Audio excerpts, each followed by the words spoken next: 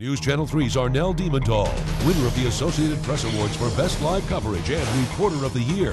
It's another reason why News Channel 3 is the desert's news leader. This is an arson-started fire that has already claimed the lives of at least 4 California firefighters. Now, we were up close to where the fire was earlier this morning. Right now, we're going to show you how and why it might be a while before firefighters get a handle on this Esperanza fire. You feel the enemy. The enemy blows in our face right now. It's a Santa Ana wind. The Santa Ana wind drives the fire. It not only has a pushing effect and feeds more oxygen to the fire, but it also dries out the already critically dry vegetation.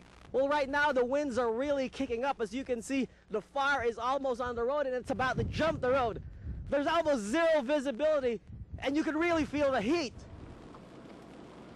This is an arson fire. This is a deliberately set arson fire. It started on an S-curve on Esperanza, southeast of the community of Cabazon, unincorporated area of Riverside County. And it runs east and immediately starts an evacuation in progress.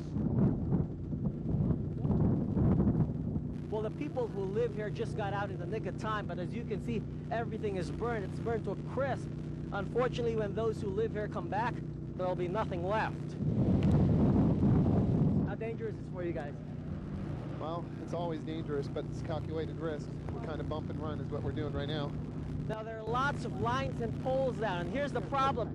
These are power lines. As a matter of fact, the firefighters are not sure if these are charged. That's why when you come over here, you can see they're stalled. They don't know if they want to proceed. They want to call utility companies to make sure that these lines are off before they proceed.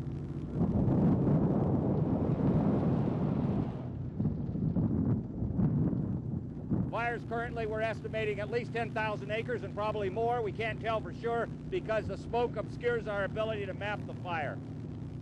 And again, that smoke and these gusty Santa Ana winds are proving to be the big factor, the turning point in this fire. I mean, we were up there earlier, and let me tell you, the visibility was very poor. The winds were kicking up, and it is really, really very hard for these firefighters to get a handle on this fire. Right now, as far as we know, 0% containment.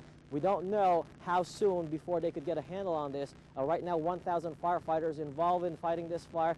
They might be close to 3,000 when this is all done. The Santa Ana winds haven't let up. They have been sporadic all day long, and that has caused huge problems for these firefighters. The problem right now is the fires burning up in those mountains are on spotty places where there are no roads to access. They have to use helicopters and airplanes to do drops on those places where there is a fire, so that right now the firefighters are doing their best to tow that line. It has been burning out of control for 2 days now, and in what has been described as Southern California's deadliest wildfire in 5 years. This arson blaze that's killed at least 4 firefighters has Mother Nature on its side. When you have a wind-driven event like this, with this strong gusty winds, you're probably not going to have real significant gains in containment.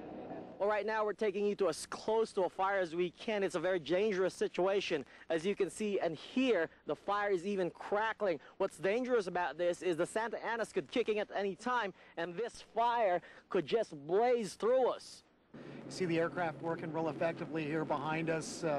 We're hopeful to be able to get the line in with the retardant and then come up behind it with the hand crews. That's good! What these guys are getting ready to do is they're going to build a fire line. What they're going to do is hike a mile down this trail and then start digging in. As you can see, this thing is far from over. We continue to try to flank the fire with hand crews and dozers and engine crews, measuring every little success as we go along. Most of the fires burning right now don't have any road access, and that's the way it is all over these mountains.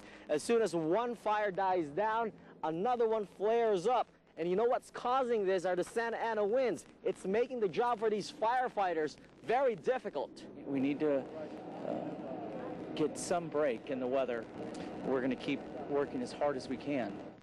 Well, back here live, we're showing you what the sky looks like. That orange plume that you see is actually smoke coming from those mountains where the fire is.